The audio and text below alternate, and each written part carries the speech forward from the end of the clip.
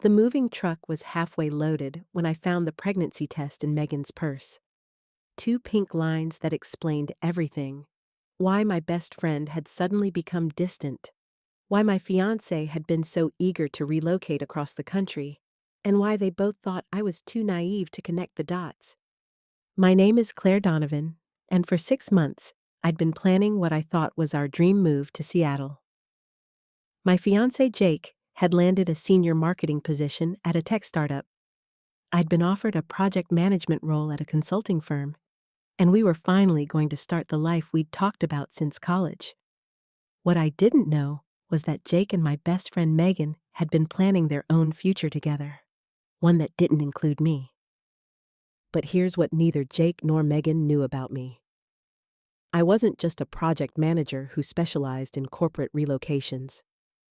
I was a project manager who'd spent 5 years perfecting the art of moving entire companies across state lines, managing logistics that could make or break businesses, and ensuring every detail was flawlessly executed. They thought they were using our relocation to start fresh together while leaving me stranded.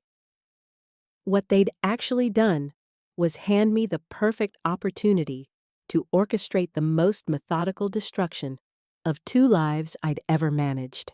And trust me, I was very, very good at managing complex projects.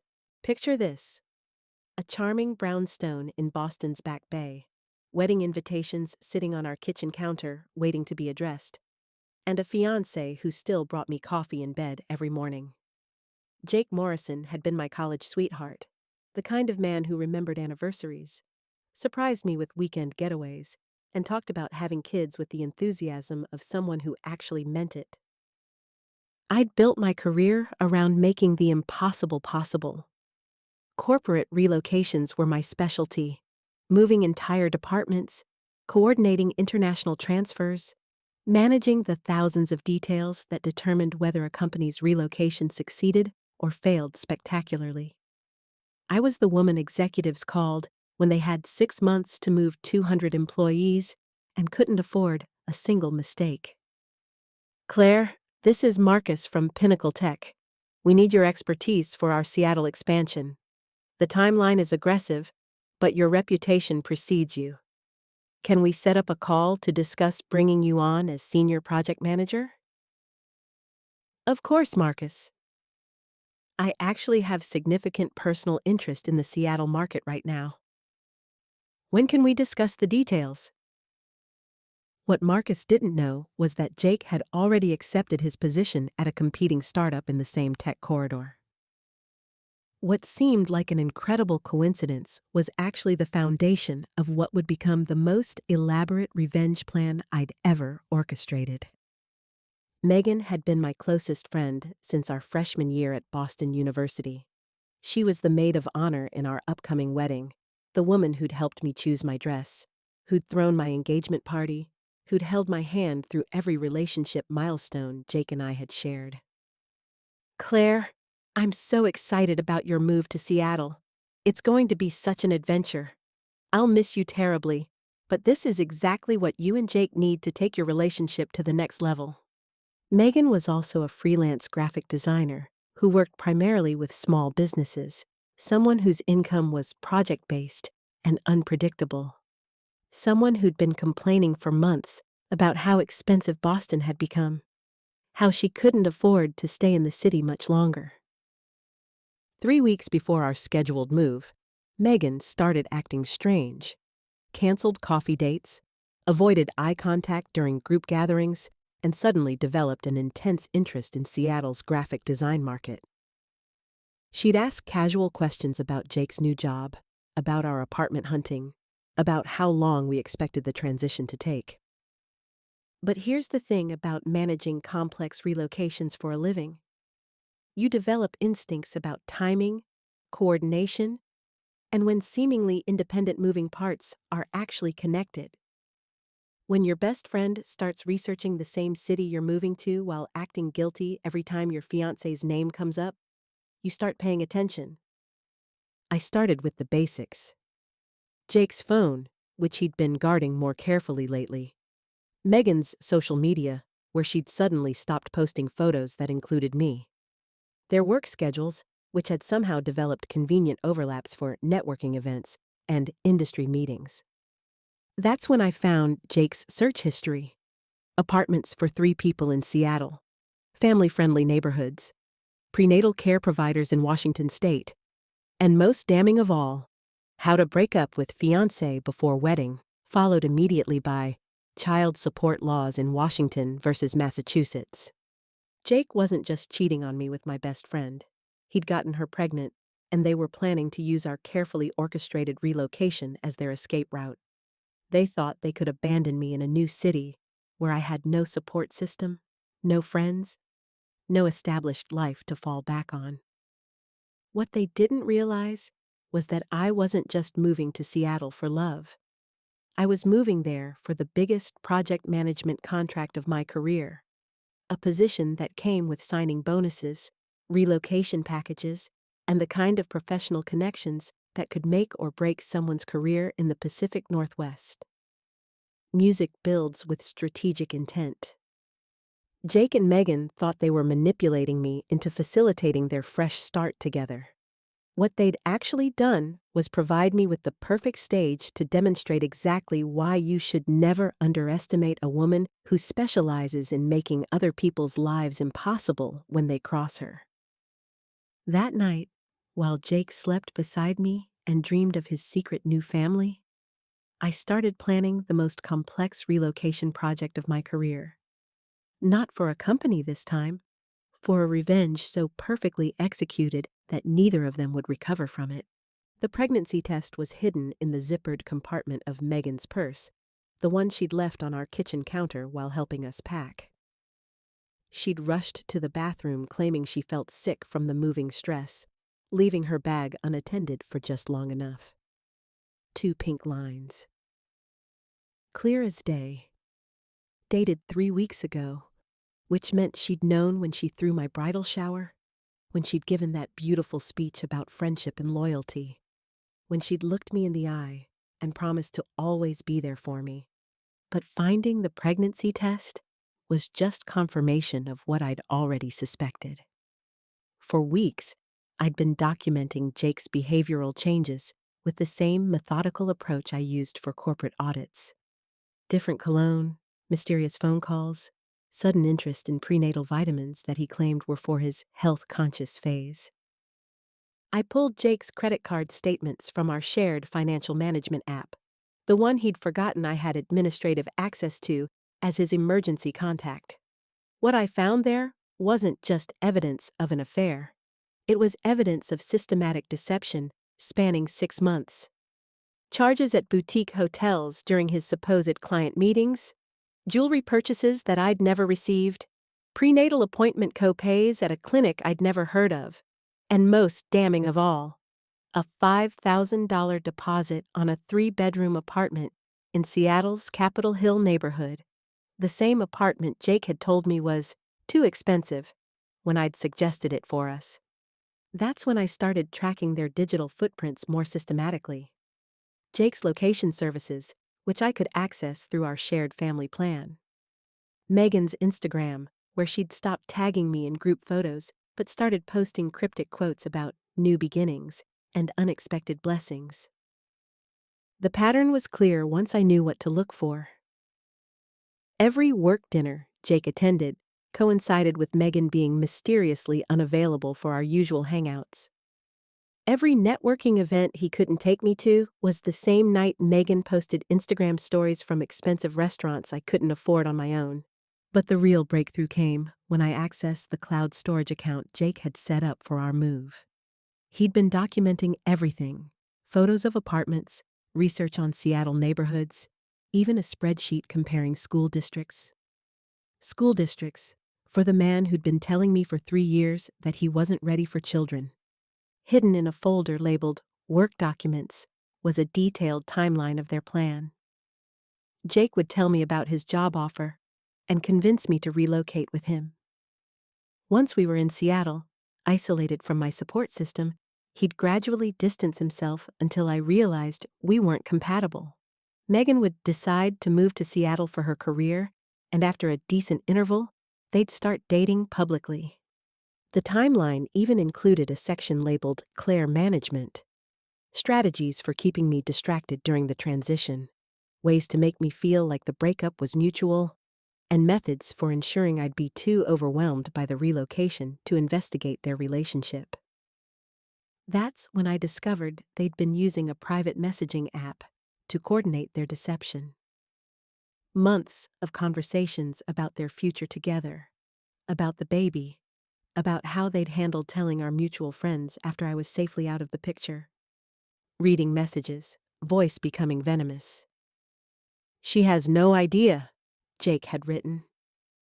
"Claire's so focused on the logistics of the move, she's not paying attention to anything else.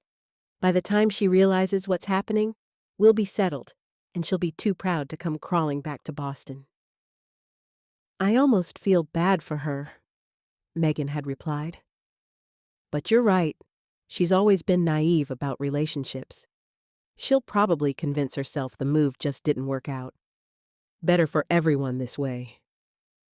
What neither of them realized was that while they were planning my emotional destruction, I was documenting every detail of their deception with the same precision I used for million-dollar corporate relocations. Screenshots, financial records, location data, timeline documentation, everything needed to prove systematic fraud and conspiracy. But here's what Jake and Megan had forgotten about me. I wasn't just good at managing relocations. I was exceptional at managing them. I understood every aspect of interstate moves, from legal requirements to financial implications to professional licensing transfers, which meant I understood exactly how to make their relocation dreams turn into a logistical nightmare that would follow them for years. While they thought they were using my expertise to facilitate their escape, they'd actually provided me with every tool I needed to destroy their carefully planned future. That night, I made a decision that would change all three of our lives forever. I wasn't just going to expose their affair. I was going to use their own relocation plan to systematically dismantle everything they'd tried to build together. They wanted to relocate? Perfect. I was about to give them the most unforgettable moving experience of their lives. The beauty of being a relocation specialist is that people trust you to handle the details they don't understand. Complex interstate paperwork, professional licensing transfers, housing contracts, employment verification. Clients rely on your expertise to navigate systems they've never encountered. Jake and Megan were about to learn exactly how much power that expertise could wield. I started with Jake's employment situation. His new position at the Seattle startup required specific professional certifications that needed to be transferred from Massachusetts to Washington State. As his fiancé, who'd been helping with the move paperwork, I had access to all his professional documents. What Jake didn't know was that professional certification transfers have strict deadlines and very specific documentation requirements. Miss a deadline by even one day, and you have to restart the entire process, which can take months and often requires retaking certification exams. I submitted Jake's certification transfer paperwork with one small error. I accidentally checked the box indicating he'd had professional disciplinary action in Massachusetts. This triggered an automatic review process that would delay his certification for at least 8 weeks and require additional documentation that didn't exist. Next, I focused on their housing situation. Jake had put a deposit on that 3-bedroom apartment, but the lease wouldn't be valid without proper employment verification from his new company. Employment verification that required current, valid professional certifications. I made a call to the property management company, identifying myself as Jake's relocation coordinator, a perfectly legitimate role I'd been playing for months. "Hi, this is Claire Donovan with Morrison Relocation Services. I need to update you on Mr. Morrison's employment verification timeline. There's been a delay in his professional certification transfer that may affect his start date. You'll want to hold off on finalizing the lease until we can confirm his employment status." But I didn't stop there. Megan was planning to establish her freelance graphic design business in Seattle, which required registering with Washington State, obtaining local business licenses, and setting up new banking relationships. All processes that required specific documentation and had their own complex timelines. I helped her with those applications too.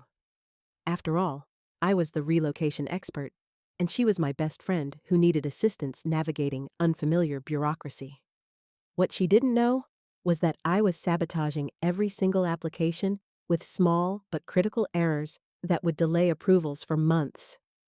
I listed her previous business address incorrectly, provided outdated tax ID numbers, and submitted her applications to the wrong departments. Each mistake would require weeks to correct and would trigger additional review processes that could delay her business launch indefinitely. Then I turned my attention to their financial situation. Jake's new job offered a relocation package, but those funds were contingent on actually starting employment by a specific date. With his certification delays, that deadline was becoming impossible to meet. Megan's pregnancy meant she'd need immediate health insurance, but as a freelancer, she'd been planning to rely on Jake's benefits package. Benefits that wouldn't activate until he officially started work, which couldn't happen until his certifications transferred. The beautiful thing about complex systems is that they're interconnected. Delay one element, and everything else starts cascading. Jake couldn't start work without certifications. The apartment lease couldn't be finalized without employment verification.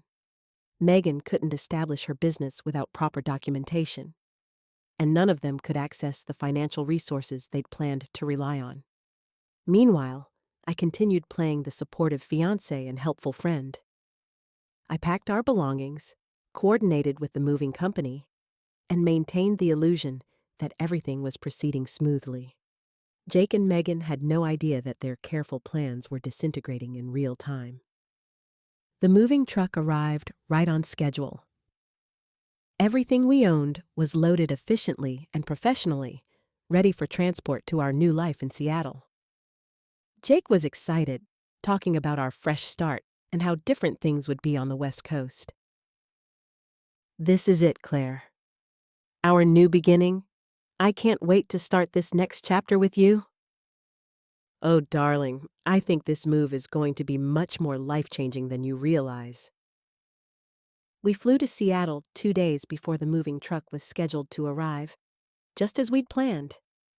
Jake was confident, Megan was excited about her spontaneous decision to visit us during our first week in the new city, and I was perfectly positioned for the final phase of my revenge. What they didn't know was that while they'd been planning their new life together, I'd been systematically ensuring that new life would be impossible to build. Every certification they needed was delayed. Every license they required was under review. Every financial resource they'd counted on was suddenly inaccessible. We landed in Seattle on a bright Tuesday morning, ready to begin our new chapter. By the end of the week, Jake and Megan would understand exactly what it felt like to be stranded in a strange city with no support system, no financial resources, and no way to build the future they'd planned. They thought they were using our relocation to escape the consequences of their betrayal. What they'd actually done was walk into the most perfectly executed trap I'd ever designed, and I'd used their own deceptions to build it. Our first 3 days in Seattle were a masterclass in deception. Jake was thrilled with our temporary corporate housing. Megan was spontaneously visiting to help us settle in, and I was playing the perfect supportive fiancé while watching their world crumble in real time. Jake's confidence started cracking on Thursday morning when he called his new employer to confirm his Monday start date. What do you mean my certification transfer is under review? I submitted all the paperwork months ago. Claire helped me with everything. There shouldn't be any delays. I'm sorry, Mr. Morrison, but according to the state licensing board, your application was flagged for additional review due to reported disciplinary action. Until that's resolved, we can't process your employment verification. I watched Jake's face drain of color as he realized his carefully planned timeline was falling apart. Without employment verification, he couldn't access his relocation package, couldn't finalize the apartment lease, and couldn't provide the health insurance Megan was counting on for her pregnancy. It's just a delay, right? These things happen with big moves. Claire, you deal with this stuff all the time. How long do these reviews usually take? Oh, disciplinary reviews can take months. Sometimes they require testimony from former colleagues, additional documentation, even retaking certification exams. It really depends on what triggered the investigation. What I didn't mention was that I knew exactly what had triggered the investigation. My own carefully crafted paperwork that had started this cascade of delays. While they scrambled to understand what was happening, I was already 3 steps ahead, monitoring every aspect of their deteriorating situation. By Friday, Jake was spending entire days on the phone trying to resolve his certification issues. Megan was discovering that all her business license applications had been incorrectly processed and would need to be resubmitted with additional documentation. Their stress levels were rising as their financial resources dwindled. That's when our moving truck arrived, right on schedule, carrying everything we owned. Jake was relieved that at least this part of the move was going smoothly. He had no idea what was coming next. I supervised the unloading with my usual professional efficiency, directing the movers and ensuring everything was properly placed in our temporary apartment. Jake and Megan were both there, helping with boxes and talking about how we'd sort everything out once we moved into our permanent place. After the movers left, I called a house meeting. Jake and Megan sat on our temporary furniture, surrounded by boxes labeled for a future they thought they were building together. We need to discuss some changes to our timeline, I began, pulling out a folder I'd been carrying. There have been some developments that affect all of us. I laid out printed copies of everything I'd discovered over the past months. Credit card statements showing Jake's affair expenses, screenshots of their private messages planning my abandonment. The pregnancy test I'd found in Megan's purse. Bank records showing the apartment deposit Jake had hidden from me. I know about the baby, I said simply. I know about your plans to abandon me here. I know about the apartment you put a deposit on together. I know everything. The silence that followed was deafening. Jake's face went white, then red, then white again. Megan started crying, not from guilt, but from panic, as she realized their carefully constructed plan had been exposed. Claire, I can explain. This isn't what it looks like. We never meant for it to happen this way. Oh, but this is exactly what it looks like. And here's what's going to happen next. I explained their situation with the clinical precision of a project manager delivering a status report. Jake's certification was tied up indefinitely. Megan's business applications were delayed for months. The apartment they'd planned to lease together was no longer available because the employment verification had failed. You're stranded in Seattle with no income, no health insurance, no business licenses, and no legal way to establish residency. Your relocation funds are frozen pending employment verification that won't come, and in about 30 minutes, you're going to be homeless. What do you mean, homeless? Megan asked. I mean, this corporate housing was arranged through my job, not Jake's. And since I'm not starting that job, this arrangement ends today. That's when I delivered the final blow. I pulled out my own employment contract, the real one I'd been negotiating while they planned my abandonment. You see, while you two were planning your fresh start, I was negotiating my own. I accepted a senior position with Pinnacle Tech, Jake's company's biggest competitor. Better salary, better benefits, and a very generous relocation package that's already been processed because I didn't sabotage my own paperwork. I start Monday morning, in a corner office overlooking the waterfront, managing the same types of projects Jake thought he'd be working on. The irony is delicious, don't you think? Jake and Megan sat in stunned silence as they processed what I was telling them.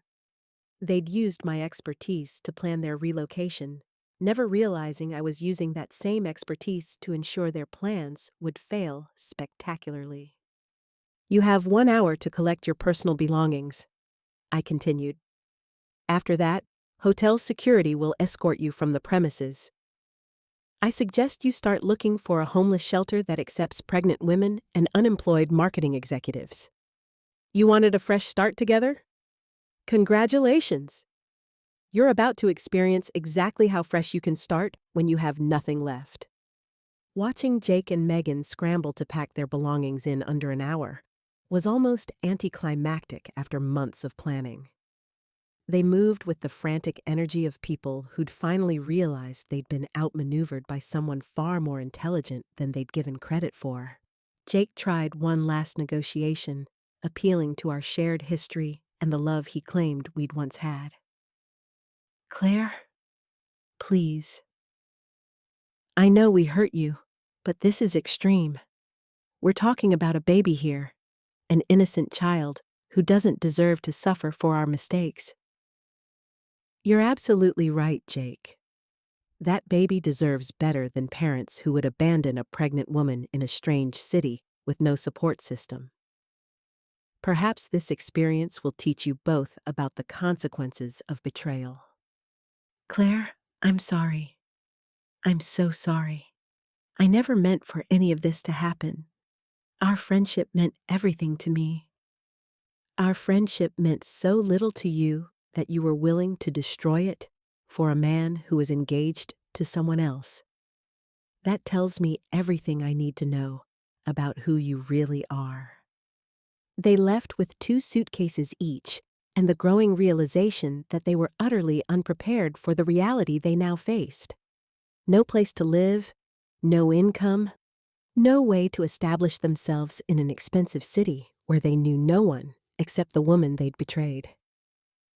After they left, I poured myself a glass of wine from the bottle I'd been saving for our housewarming party and sat among the boxes of my belongings that were now mine alone to arrange however I wanted. Monday morning arrived with the crisp clarity of a Seattle autumn. I dressed in my best professional attire and walked into Pinnacle Tech's downtown headquarters as their new senior project manager, ready to begin a career I'd earned through my own expertise rather than someone else's promises. My new colleagues were impressed by my track record and eager to work with someone who understood the complexities of large-scale relocations. Within a week, I was managing a project that would bring 300 new jobs to Seattle, the kind of high-profile work that builds reputations and opens doors throughout the industry.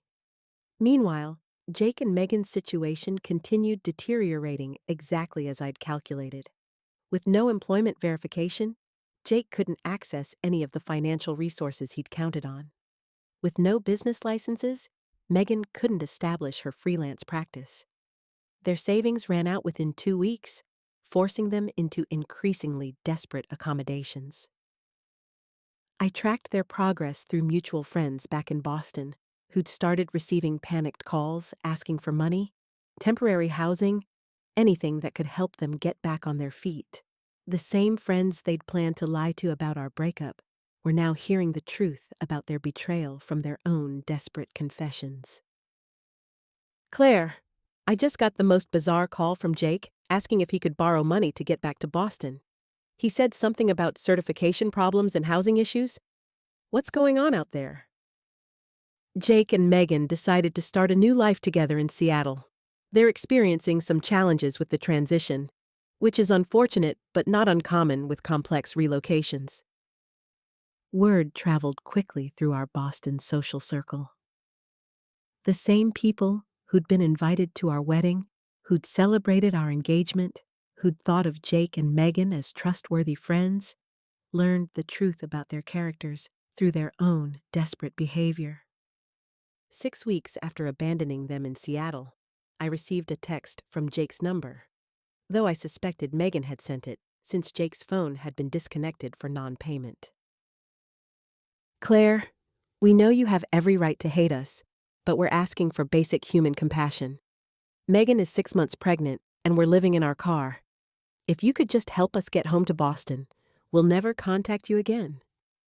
I typed back, I'm sure your experience is providing valuable lessons about planning, consequences, and the importance of treating people with respect. Best of luck with your fresh start. Then I blocked both their numbers and focused on the life I was building. A life that was turning out far better than anything I could have planned with Jake. 3 months into my new position, I was promoted to Director of Strategic Relocations, overseeing a team of specialists who managed corporate moves throughout the Pacific Northwest. My expertise in complex logistics had caught the attention of senior leadership, and I was being groomed for executive-level responsibilities. I'd also started building a social life that had nothing to do with my past in Boston.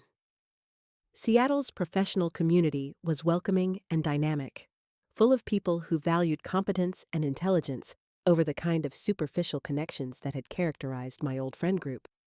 When I finally felt ready to start dating again, the men I met were impressed by my independence, my career success, and my ability to handle complex challenges. None of them had ever heard of Jake Morrison or cared about my past relationship drama. They were interested in the strong, successful woman I'd become. Marcus Chen, the executive who'd recruited me to Pinnacle Tech, had been subtly interested in getting to know me outside of work. He was brilliant, successful, and most importantly, had never betrayed anyone's trust while planning secret relocations with pregnant mistresses. I have to ask, Marcus said over dinner at a waterfront restaurant I could easily afford on my new salary. What made you decide to relocate to Seattle? It seems like a big risk to take on your own.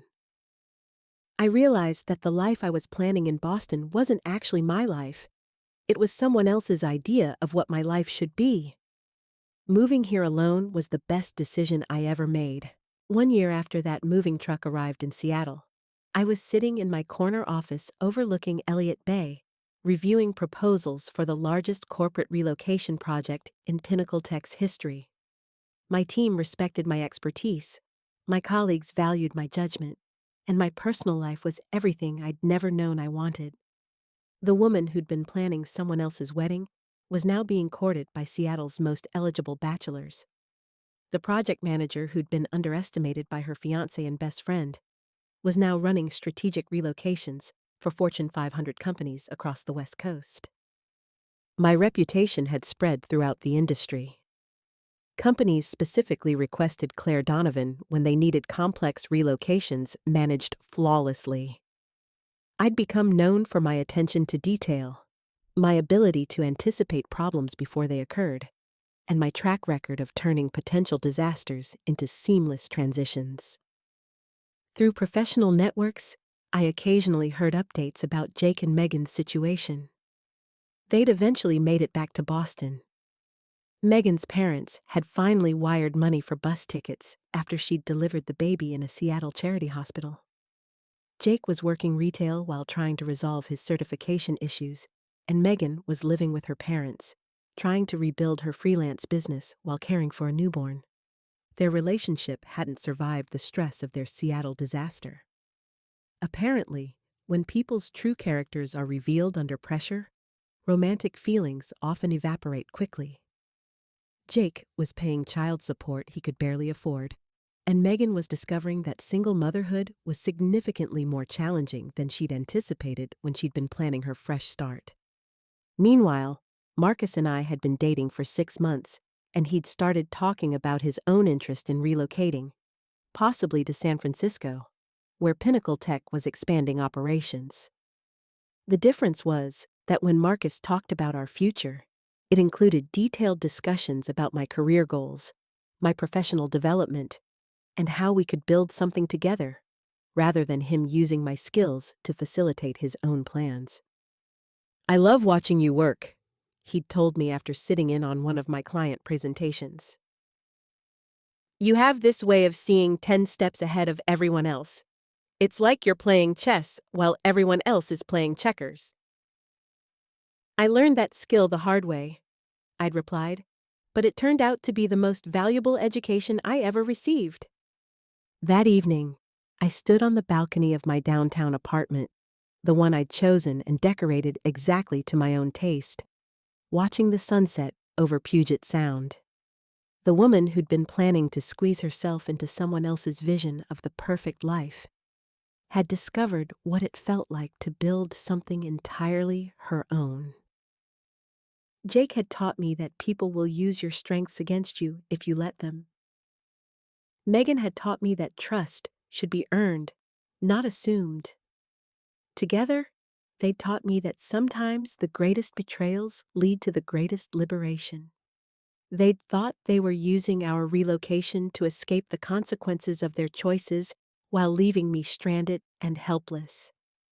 What they'd actually done was provide me with the perfect opportunity to demonstrate exactly why you should never underestimate a woman who specializes in making complex transitions look effortless. My fiancé slept with my close friend, thinking they could relocate us and leave me high and dry. Instead, I relocated my entire life and left them exactly where they deserved to be, dealing with the consequences of their choices while I built something infinitely better than anything we could have created together. Sometimes the best revenge isn't destruction.